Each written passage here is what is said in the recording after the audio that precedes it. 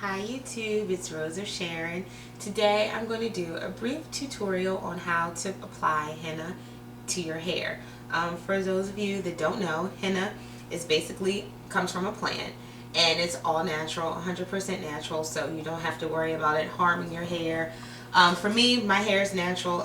It's been natural, perm free, chemical free, yay, for about almost 2 years now. So I don't have any perma relaxer left in my hair, so I haven't had any adverse effects or anything from the henna, and I absolutely love it.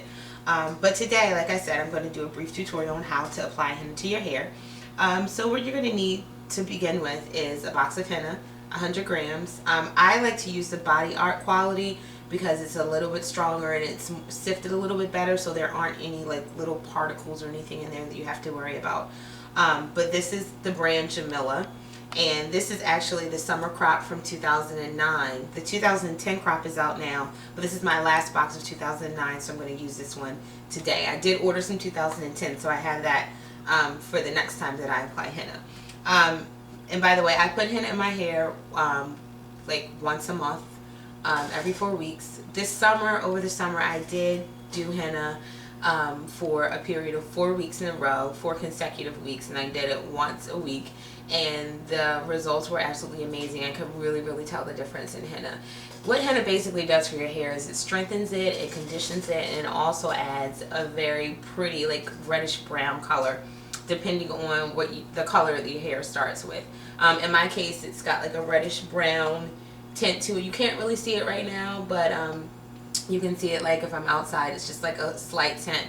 But the main reason that I do henna in my hair is for the strengthening and the conditioning benefits of it. So here you go. To start, all you need is one box of henna, depending on the length of your hair. If your hair is about shoulder length, like about right here where mine is right now, the length of my hair, then you'll just need about 100 grams. If it's mid-back, I would say go 200 grams. Any longer than that, 300. And it also depends on the thickness of your hair as well. My hair is relatively thick, not really thick, but I have a lot of hair in a small area, so but I still use 100 grams because my hair is only about right here right now. So you need the henna, and then you're also going to need essential oil. In this case, I use sweet orange essential oil, and this is basically used just to kill the smell of the henna, because henna does have a bit of a grassy, outdoorsy smell to it. So if you don't like that smell, then you may want to add the essential oil to it. If you have no problem with that smell, then you don't need to add it. But I just personally don't like the smell of it in the summertime in my hair when it gets hot, and you know, it just isn't the best. Also, you're going to need honey as well, and olive oil, and 2 cups of water with green tea. So I've already taken the liberty of putting the 4 green tea bags, and this is for the 100 gram recipe, by the way. I've already taken the liberty of putting 4 tea bags into the hot water, so this is ready. It's nice and cool now. I did that about 15 minutes ago. So as long as it's warm to cool, you can begin to mix it with the henna. So you just want to go ahead and open up your box of henna, which I probably should have done beforehand, but oh well. I wish I had some scissors to open this. It comes in this cute little cellophane pack, and I don't have any scissors, so I'm going to try to wing this. Okay. Oh, pretty easy. Okay. So you basically just take your henna and, you know, pour it into a bowl, any type of bowl that, you know, you don't plan on using again. It's not going to stain this bowl, but, you know, just get some bowl that you designate as your henna bowl. So get all the henna out of there, kind of mix it around a little bit, and then you're just going to start slowly adding the green tea and the water to the henna. If you want, you can just go ahead and take the tea bags out so that it won't turn over the water. So you just want to start adding the green tea to the henna and stirring it. And as you see, I should have showed you that before. I'm pretty sure you saw that the henna was a powder. But as you add this in, it's going to turn basically into like a paste. And if you can see that, wow, I can really, really smell this henna. It's really strong, like outdoorsy kind of like cut grass kind of smell.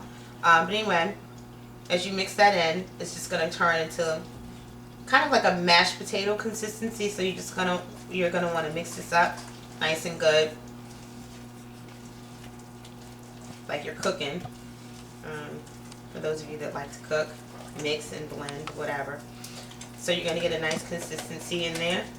Get that going so that all of the henna is fully mixed in. And I probably should have did that a lot slower, but it'll all end up being the same thing. So mix the green tea in with the henna,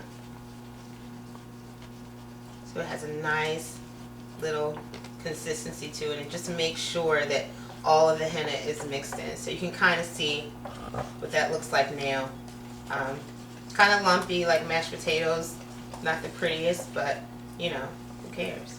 It's going in your hair, then it's going to be washed out. No one's going to come over your house. It's not like you're throwing a dinner party. You're going to have people sitting there like, oh my god, what's that in your hair? You know, it's just to go in your hair real quick and then take it out. So that's what it looks like with the green tea in there. And the green tea basically helps to activate the henna a little bit. That's the reason that you use green tea. Some people use coffee. I just personally, I've never used the coffee. I know the coffee actually helps to darken the color a little bit of your hair. I just, you know, and I like the results I get with green tea, so I haven't deviated from that. The next thing you're going to want to do is get your olive oil going, and you take two tablespoons of olive oil and add that to the henna. And what this basically does is it's going to make the henna shine. It's going to give it a nice shine to your hair, and it's also going to help to moisturize your hair as well. So you get the olive oil in there, get that nice and mixed in. If you can see, it has a little bit more of a shine to it now than it did with just the green tea and the water. So you can see how the olive oil will make a difference in your hair. So get that kind of stirred up in there, get that going. And actually, as you can see, some of the lumps are starting to dissipate too with the olive oil, because it's just starting to smooth the henna out. So move this out the way. The next thing you're going to do is, and this is an optional step, like I said, is adding in the essential oil. In this case, I chose sweet orange because I love the smell of oranges, and this smells really, really good. So you just kind of want to put as many drops, 2, 3, 4, 5, 6, 7, 8, 9, 10, 11, 12, 13. I usually start with like 13 drops. Get that nice and mixed in there. And you can actually smell, like I can actually smell it right here that it's nice and in there. So I think I may stop there. I'm going to just get that nice and mixed in and see if it kills that grassy smell. And right now it actually smells like green tea. It smells really good. So I'm going to add a little bit more sweet orange. 1, 2, 3, 4, 5, 6, 7. Okay, add a little bit more to that. Get that nice and mixed up so it's nice and smooth. It's really, really an easy recipe. I'm telling you, it's, you know, so easy, and it's not a big deal. So next thing you want to do is add your honey in. And you're also going to need 2 tablespoons of honey. My honey is like on the brinks of being empty right now, so I know this is about 2 tablespoons, so I'm just going to empty this thing of honey in here. That sounds kind of gross, doesn't it? Like my honey is farting. Should I have said that on YouTube? I don't know. But anyway, it's kind of gross, but you know, guess it's time for me to get some more honey. What the honey is going to do is make it slip easily out of your hair. It just makes it easier to glide in your hair and to smoothen your hair, and it makes the henna a lot softer and more pliable, I guess.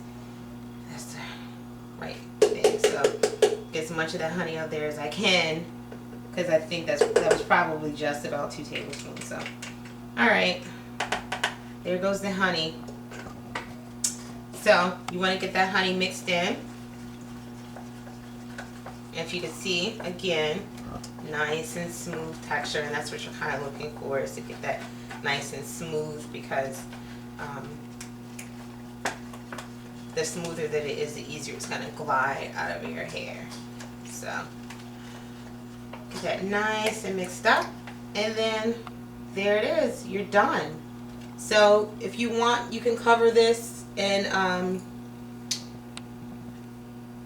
go like wash your hair at this point or whatever. Wait, I've already washed my hair. It's clean. It's starting to get dry. So I have a spray bottle here that I'm going to spray and wet my hair with in a few minutes right before I apply the henna. So that's it. That's all you need to do to mix it. The next stage that you're going to need, make sure your surface area is covered when you start applying the henna to your hair, because it can get very, very messy. I actually today went and bought a cape from Sally's, and this is a shampoo cape that they use at the store. This thing was like $3. It was really, really cheap. So I would say get it so you don't have to worry about messing up a bunch of towels. But just take the shampoo cape and put it around your shoulders, and probably put a towel on the inside of your neck just so it won't get on your skin, because if it gets on your skin, it can stain you. So if it does get on you, try to wipe it off as soon as you can. But anyway, this is a basic little shampoo cape. Just wrap it around yourself when you're ready to use the henna. And then you're also going to need plastic gloves, because I use my fingers actually to kind of mush it in. So use some plastic gloves to cover your hand, because you don't want it to stain your hands. Or you can use an application brush as well to kind of take the henna and smooth it in. I like to use my fingers because it gets it nice in there, especially if I'm doing it on myself. If I'm applying it to someone else, it's not that big of a deal because the brush is actually better. And some clips, because you're going to part your hair, but I'll show all that in the second clip of actually applying the henna to your hair. And then after you're done with the henna, you're going to need to rinse it out thoroughly with a good with a good conditioner. And then after that, you're going to want to get like a nice, good, deep conditioner. Right now I'm using Shea Moisture, and you can actually get this from Target. It's like $9.99. It's their deep treatment mask, and it is literally the best conditioner that I bought in forever. It's only like $10 for this thing, and it's amazing. I love it. Your hair will feel so good and will be so happy that you use this when you're done.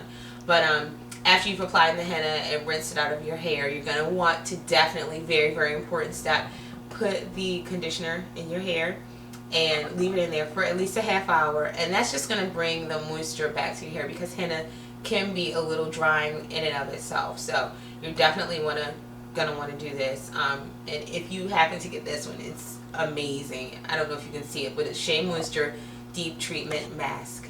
So there you go. And they sell this at Target. They sell it in certain select Target stores, and then they also sell it on Target.com. I don't believe they sell it on their website yet. I don't believe that this company sells it like off of their personal website, but I know they sell it on Target.com. So that's it for mixing henna. I hope you enjoyed, and maybe you'll tune in for part 2, where I'm actually going to apply the henna to my hair and show you my end results. So I'm excited. Later.